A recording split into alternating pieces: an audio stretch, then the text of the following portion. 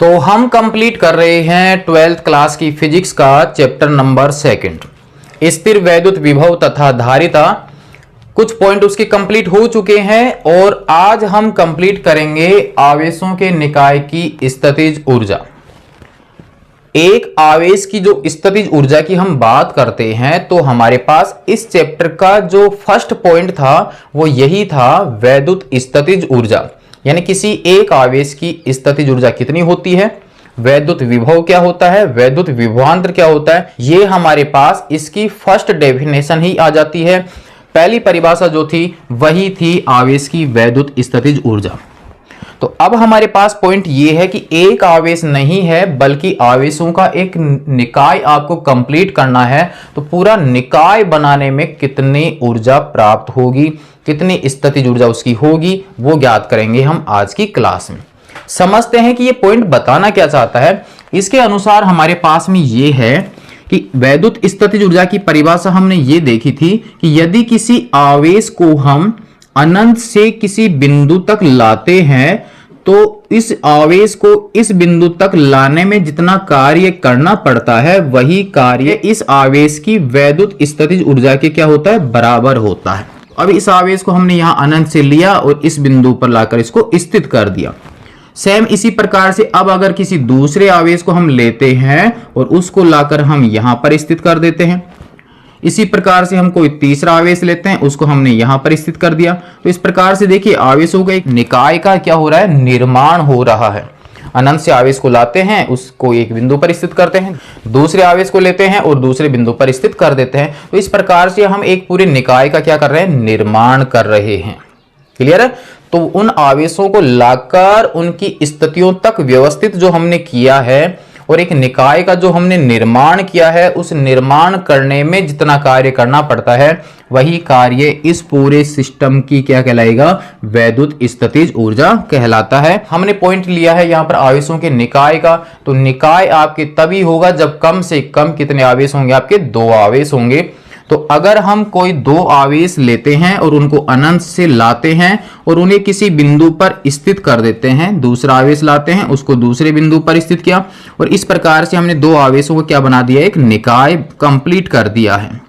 तो ये निकाय बनाने के लिए हमें जितना कार्य करना पड़ा वही कार्य उस निकाय की क्या कहलाता है, वैद्युत स्थितिज ऊर्जा।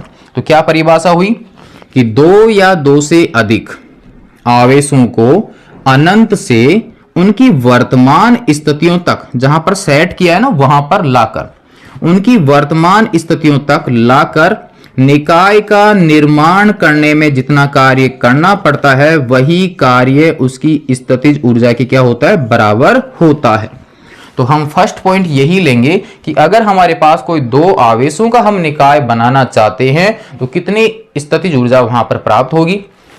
परिभाषा आपके सामने है कि 2 या 2 से अधिक बिंदु आवेशों को, 2 या 2 से अधिक बिंदु आवेशों को उनकी वर्तमान स्थितियों तक, यानी लास्ट में जहां पर लाकर उनको व्यवस्थित किया जाता है, वर्तमान स्थितियों तक लाकर निकाय का निर्माण करने में किया गया कार्य ही उस निकाय की वैद्युत स्थितिज ऊर्जा की क्या होता है, बराबर होता है। सारांश यही है कि आवेशों को अनंत से लाते हैं, निकाय का निर्माण करना है, तो निकाय का निर्माण करने में किया गया कार्य जो होगा वही उसकी स्थितिज ऊर्जा के बराबर होता है। तो सबसे पहले हम यहां पर 2 बिंदु आवेशों के निर्माण के लिए जो स्थितिज ऊर्जा हमें प्राप्त होगी वो कितनी होगी वो ज्ञात करते हैं।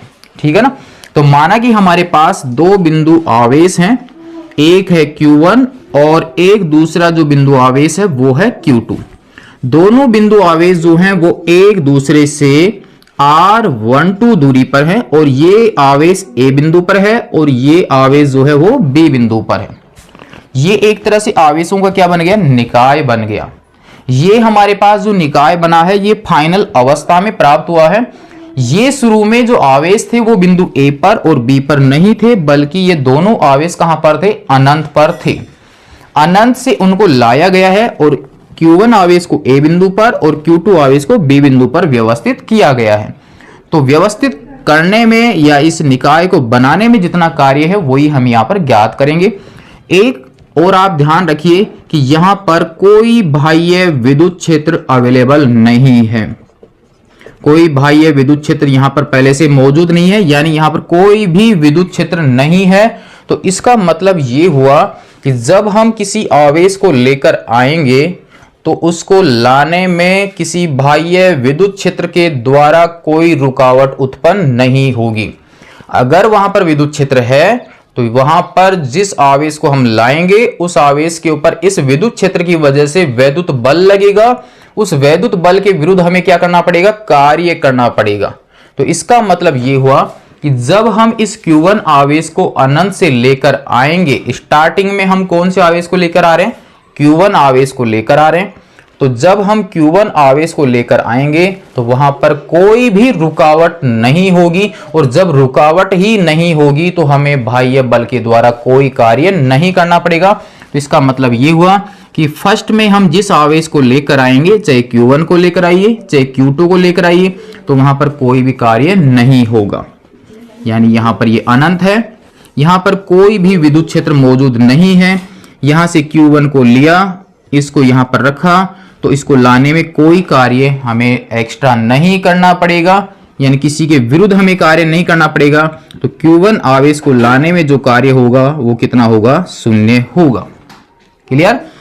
अब की बार हम Q2 आवेश को जब लेकर आएंगे तो जो Q1 आवेश यहां पर था वो अब यहां पर स्थापित हो चुका है। तो जब ये Q1 आवेश है तो इसका मतलब ये है कि अब Q1 के कारण उसके चारों तरफ विद्युत क्षेत्र मौजूद होगा। पहले कोई आवेश नहीं था, कोई विद्युत क्षेत्र वहां पर अवेलेबल नहीं है, लेकिन जब Q1 आ जाएगा तो Q1 का विद्युत क्षेत्र यहां पर अवेलेबल होगा। तो इसका मतलब ये हुआ कि जब Q2 आवेश को लाया जाएगा तो इस Q2 आवेश को लाने में हमें कार्य करना पड़ेगा, क्योंकि इसका प्रभाव क्षेत्र वहां पर लागू हो चुका है। तो अगर हम इस Q2 आवेश को इस बिंदु पर लाते हैं तो इस Q1 की वजह से यहां पर विभव होगा, इसका मतलब वहां पर विपरीत दिशा में किया गया कोई ना कोई कार्य अवेलेबल होगा। तो यहां पर Q2 को लाने में जरूर कार्य होगा। तो यहां पर देख लेते हैं कितना कार्य होगा। तो सबसे पहले तो हम यहां पर नोट कर लेते हैं कि माना कि हमारे पास कोई दो बिंदु आवेश Q1 व Q2 हैं, जो कि एक दूसरे से r12 दूरी पर हैं और बिंदु A और B पर स्थित हैं। लेकिन ये दोनों आवेश जो थे वो प्रारंभ में कहां पर थे, अनंत पर थे, और फिर अनंत से इनको लाया गया है बिंदु A और B पर, और निर्माण किया गया किसका, एक निकाय का। देख लेते हैं अब इसमें किया गया कार्य। यहां पर हमारे पास इसकी लैंग्वेज हो जाती है कि माना कि दो बिंदु आवेश Q1 व Q2 हैं, जो एक दूसरे से r12 दूरी पर हैं तथा A व B बिंदु पर स्थित हैं। ये वर्तमान स्थिति इनकी है। प्रारंभ में ये दोनों आवेश जो थे वो कहां पर थे, अनंत पर थे। तो अब अनंत से हम 1 बाय 1 एक एक आवेश को लाएंगे और बिंदु A और B पर उनको व्यवस्थित करेंगे। तो कितना कार्य होगा वो अब हम यहां पर देख लेते हैं। तो यहां पर हमारे पास में नंबर फर्स्ट हम हल कर लेते हैं। Q1 आवेश को अनंत से बिंदु A तक लाने में किया गया कार्य। ध्यान रखना यहां पर कोई भी बाह्य विद्युत क्षेत्र पहले से मौजूद नहीं है। सबसे पहले हम एक आवेश को ही लाकर यहां पर स्थित कर रहे हैं। तब लाने में जो किया गया कार्य है वो मान लेते हैं हम W1, और वो कितना होगा, शून्य होगा, क्योंकि वहां पर कोई भी विद्युत क्षेत्र मौजूद नहीं है। तो इसका मतलब उस आवेश को लाने में उसके विरुद्ध कोई कार्य नहीं करना पड़ेगा, क्योंकि विद्युत क्षेत्र नहीं होगा तो उस आवेश पर कोई विद्युत बल नहीं लगेगा, कोई रुकावट वाला बल नहीं होगा। तो इसका मतलब कोई कार्य नहीं करना पड़ेगा। तो ये हो गया फर्स्ट में जिस आवेश को हम लेकर आएंगे उसको लाने में किया गया कार्य 0 होगा, यानी शून्य होगा, कुछ भी कार्य नहीं करना पड़ेगा। हम यहां पर Q1 को पहले ला सकते हैं या Q2 को पहले ला सकते हैं। दोनों में से किसी भी आवेश को जब हम फर्स्ट में लेकर आएंगे तो उसको लाने में किया गया कार्य तो क्या होगा, शून्य ही होगा। मेन कार्य अब कब होगा, जब हम किसी दूसरे चार्ज को लेकर आएंगे और दूसरे चार्ज पर पहले वाले चार्ज का प्रभाव लगेगा। देखते हैं उसको इसके आगे, यहां तक कर लीजिए आप इसको नोट। फिर हम यहां पर देखते हैं दूसरे आवेश को लाने में किया गया कार्य। सेकंड हम यहां पर हल कर लेते हैं। Q1 आवेश की उपस्थिति में Q1 आवेश की उपस्थिति में Q2 आवेश को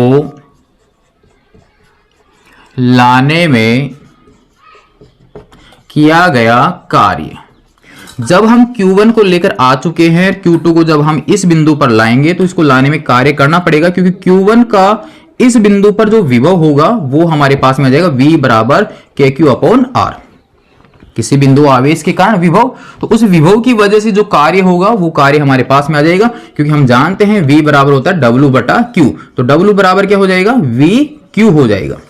कौन से आवेश को लेकर आ रहे हैं अब की बार हम 2 को, और विभव इस आवेश का यहां पर हो जाएगा। तो हमारे पास में आ जाएगा यहां पर W2 और वो होगा VQ2। यहां V जो है वो V है Q1 आवेश के कारण बिंदु B पर विभव। तो यहां पर हमारे पास में W2 बराबर हो जाएगा, V का मान है KQ अपॉन R। R का मतलब है इस बिंदु आवेश से उस बिंदु के बीच की दूरी जहां पर विभव ज्ञात किया गया था। तो हमारे पास में आ जाएगा R12। तो यहां पर हो गया KQ। यहां पर कौन सा आवेश होगा जिसके कारण विभव है, तो यहां पर आवेश है Q1, तो हमारे पास में जाएगा KQ1 और दूरी हो गई R12 और यहां पर है Q2। यहां K बराबर कितना होता है 1/4 पाई एप्सिलॉन नोट, जहां पर एप्सिलॉन नोट को क्या बोलते हैं हम, निर्वात की वैद्युतशीलता। तो हमारे पास इसको मैं दे देता हूं इक्वेशन नंबर 2। तो अब हमारे पास Q1 Q2 को लाकर ये जो निकाय हमने बनाया है, तो इसको निकाय को बनाने में कंप्लीट कितना कार्य होगा, W1 प्लस W2, और वही किसके बराबर होगा, उस निकाय की स्थितिज ऊर्जा के बराबर। तो फाइनल अब हमारे पास में आ जाता है, अतः निकाय का निर्माण करने में किया गया कुल कार्य, और वही किसके बराबर होगा, उस निकाय की स्थितिज ऊर्जा की। किया गया कार्य वैद्युत स्थितिज ऊर्जा के बराबर होता है, जिसके बारे में हम पहले ही अध्ययन कर चुके हैं। तो टोटल कार्य जो होगा वो होगा W1 प्लस W2 के बराबर, और ये टोटल कार्य है वही किसके बराबर होगा, उस निकाय की वैद्युत स्थितिज ऊर्जा के बराबर। W1 का मान है 0 और W2 का मान वो है हमारे पास KQ1 Q2 upon R12। Finally दो आवेशों का जो निकाय था उसकी टोटल स्थितिज ऊर्जा का फॉर्मूला हो जाएगा U बराबर KQ1 Q2 अपॉन R12। ये होगा इसका फाइनल फॉर्मूला, जिसको मैंने दे दिया इक्वेशन नंबर 3। क्लियर है, कुछ भी एक्स्ट्रा नहीं करना पड़ा। बस एक पॉइंट का ध्यान रखिए, Q1 को जब हम स्टार्टिंग में लेकर आ रहे थे, बाह्य बल वहां पर लग नहीं रहा था क्योंकि बाह्य विद्युत क्षेत्र उपस्थित नहीं है, तो इसको लाने में कोई कार्य नहीं करना पड़ेगा, अतिरिक्त कोई एक्स्ट्रा कार्य नहीं होगा, तो कार्य कितना हो गया 0, शून्य वहां पर हो जाता है। सेकंड, जब हम सेकंड आवेश को लेकर आएंगे तो ये आवेश वहां पर पहले से मौजूद है, इस आवेश के चारों तरफ विद्युत क्षेत्र मौजूद है। तो जब हम इसको लेकर आएंगे, इस आवेश के वैद्युत क्षेत्र के कारण इस आवेश के ऊपर वैद्युत बल लगेगा, उस वैद्युत बल के विरुद्ध हमें कार्य करना पड़ेगा, बाह्य बल लगाना पड़ेगा, और वह कार्य जो होगा उसका मान होगा W2। क्यों, क्योंकि यहाँ पर एक Q1 आवेश है, तो यहाँ पर इसकी वजह से B बिंदु पर विभव वहां पर उत्पन्न हो जाएगा, जिसका फॉर्मूला हम जानते हैं V बराबर KQ अपॉन R। Q वो आवेश होगा जिसके कारण विभव उत्पन्न हुआ है, R जो है इस आवेश से उस बिंदु के बीच की दूरी है, दूरी हमने R12 मान रखी है, मान हमने यहाँ पर पुट किया, दोनों का टोटल कर लिया, फाइनल आंसर हो गया ये। यहां तक आप नोट कर चुके हो ऑलरेडी, तो इसके आगे का ये जो भाग है इसको आप कर लीजिए नोट। फिर देखते हैं कि हमारे पास स्थितिज ऊर्जा जो है वो पॉजिटिव होगी या नेगेटिव, देखते हैं इसके बाद में। हमारे पास यहां पर दो स्थितियां इसकी बन जाती हैं। फॉर्मूला हमारे पास में है U बराबर KQ1 Q2 अपॉन R12। अगर हमारे पास Q1 Q2 ग्रेटर देन 0 है, Q1 Q2 ग्रेटर देन 0 है, तो इस पॉइंट का मतलब यह है कि इन दोनों का जो गुणनफल होगा वो हमेशा शून्य से बड़ा होगा। यानी दोनों आवेशों को अगर हम मल्टीप्लाई करते हैं तो उनका आंसर नेगेटिव नहीं आना चाहिए, हमेशा क्या होना चाहिए, पॉजिटिव। तो ये पॉजिटिव कब हो सकता है, जब ये आवेश और ये आवेश दोनों पॉजिटिव हो, तो इनका आंसर हमेशा पॉजिटिव रहता है, क्योंकि 0 से बड़ा होने का मतलब है पॉजिटिव आंसर। अगर ये आवेश नेगेटिव है, ये आवेश नेगेटिव है, तब भी आंसर किस में आएगा? पॉजिटिव होगा। इसका मतलब Q1 Q2 ग्रेटर देन 0 वाली जो कंडीशन बनती है वो बनती है सजातीय आवेशों की प्रकृति का। क्लियर है? हमारे पास पॉइंट ये हो सकता है कि Q1 Q2 का जो गुणनफल है वो 0 से छोटा हो, यानी 0 से छोटा हो। 0 से छोटा होने का मतलब है इनका आंसर क्या होना चाहिए? नेगेटिव हो। तो हमारे पास दो संख्याओं को अगर हम मल्टीप्लाई करते हैं तो उनका नेगेटिव आपको तब मिलेगा जब एक आवेश पॉजिटिव हो, एक नेगेटिव हो, या ये नेगेटिव हो या ये पॉजिटिव हो, तब हमारे पास आंसर जो होगा वो होता है माइनस का। तो एक पॉजिटिव, एक नेगेटिव, एक नेगेटिव, एक पॉजिटिव का मतलब है कि उन आवेशों की जो प्रकृति है वो किस प्रकार की है? विजातीय प्रकृति के आवेश हैं। तो अब हमारे पास में कंडीशन हमने ये लिखी है Q1 Q2 ग्रेटर देन 0 है, तब यहां पर स्थितिज ऊर्जा का जो मान होगा वो कैसा होगा? धनात्मक होगा। क्यों होगा देखते हैं। Q1 आवेश को जब हम ला चुके हैं और उसके बाद जब हम Q2 आवेश को लेकर आएंगे, और जब हम इसको लेकर आएंगे इसकी प्रकृति और इसकी प्रकृति दोनों की सेम है, तो जब मान लीजिए ये पॉजिटिव है और ये भी पॉजिटिव है, तो इस पॉजिटिव के ऊपर ये जो आवेश होगा वो कौन सा बल लगाएगा? आपको पता है, वहां पर प्रतिकर्षण बल लगाएगा। यानी ये आवेश इसको इस ओर धक्का मारेगा, तो इस आवेश को इधर लाने में हमें अतिरिक्त कार्य करना पड़ेगा, और वह किया गया कार्य ही क्या होता है? स्थितिज ऊर्जा। इसका मतलब बाह्य स्रोत के द्वारा जो कार्य होगा वो कैसा होगा? पॉजिटिव होगा। तो इसका मतलब है स्थितिज ऊर्जा भी पॉजिटिव होगी। तो अगर condition Q1 Q2 greater than 0 की है, यानी दोनों आवेश अगर सजातीय प्रकृति के हैं, दोनों पॉजिटिव हो या दोनों नेगेटिव हो, तो उस निकाय की जो वैद्युत स्थितिज ऊर्जा होगी वो हमेशा धनात्मक होगी, क्योंकि पहले जो आवेश आ चुका है, बाद में आने वाले आवेश की प्रकृति समान है, तो वहां पर प्रतिकर्षण बल के विरुद्ध क्या करना पड़ेगा? कार्य करना पड़ेगा, और वह होगा किसमें? पॉजिटिव में। सेकंड कंडीशन हम ये लिख सकते हैं कि Q1 Q2 लेस देन 0 है। तो जब मान लीजिए कि Q1 पॉजिटिव चार्ज है और दूसरे आवेश को जो लेकर आ रहे हैं उसकी प्रकृति कैसी है? नेगेटिव है, क्योंकि हम यहां पर समझ चुके हैं कि एक पॉजिटिव होगा तो दूसरा क्या होगा? नेगेटिव। तो जब हमारे पास Q1 पॉजिटिव है, Q2 नेगेटिव चार्ज है, तो ये Q2 आवेश तो स्वतः ही इसकी ओर क्या हो जाएगा? आकर्षित हो जाएगा। स्वतः ही क्या होगा? आकर्षित होगा। इसका मतलब यह है कि हमें बाहर से कार्य नहीं करना पड़ेगा, बल्कि खुद वैद्युत बल वहां पर क्या करेगा? कार्य करना पड़ेगा, और बाह्य बल के द्वारा कार्य कम होगा। तो इसका मतलब है कि वहां पर स्थितिज ऊर्जा जो होगी वो किस प्रकार की होगी? नेगेटिव होगी। अगर ये नेगेटिव चार्ज है, ये पॉजिटिव है, तो यहां पर पुनः वो आकर्षित हो रहा है। तो इसका मतलब है कि इस स्थिति में वैद्युत स्थितिज ऊर्जा जो होगी वो किस प्रकार की होगी? ऋणात्मक होगी। तो यहां पर हमारे पास कंप्लीट हो जाता है। स्थितिज ऊर्जा का फॉर्मूला होगा U बराबर K Q1 Q2 upon R12। दो स्थिर बिंदु आवेशों के कारण जो निकाय बनेगा उस निकाय की वैद्युत स्थितिज ऊर्जा का फॉर्मूला होगा U बराबर K Q1 Q2 upon R12। R12 जो है इन दोनों आवेशों के बीच की दूरी है। अगर दोनों आवेश आपके पॉजिटिव हैं तो वहां पर बाह्य बल के द्वारा कार्य होगा, तो इसका मतलब एनर्जी जो होगी वो पॉजिटिव आएगी। अगर इन दोनों आवेशों की प्रकृति विपरीत प्रकृति के हैं तो वहां पर जो एनर्जी होगी वो कैसी होगी? नेगेटिव होगी। तो ये हो जाता है हमारे पास इसका टॉपिक कंप्लीट। नेक्स्ट में हम यहां पर देखेंगे तीन बिंदु आवेशों के कारण जो निकाय बनेगा उसके लिए स्थितिज ऊर्जा कितनी होगी। आप यहां पर इस कंडीशन को नोट कर सकते हैं कि Q1 Q2 ग्रेटर देन 0 है, तब स्थितिज ऊर्जा धनात्मक, और Q1 Q2 लेस देन 0 है, तब स्थितिज ऊर्जा क्या होगी? ऋणात्मक। कारण यहां पर प्रतिकर्षण बल के विरुद्ध कार्य हो रहा है, जबकि यहां पर आकर्षण बल के द्वारा कार्य होता है। नोट कर लिया आप इसको, दोनों कंडीशनों को। फिर नेक्स्ट भाग में देखेंगे हम तीन बिंदु आवेशों के कारण वैद्युत स्थितिज ऊर्जा।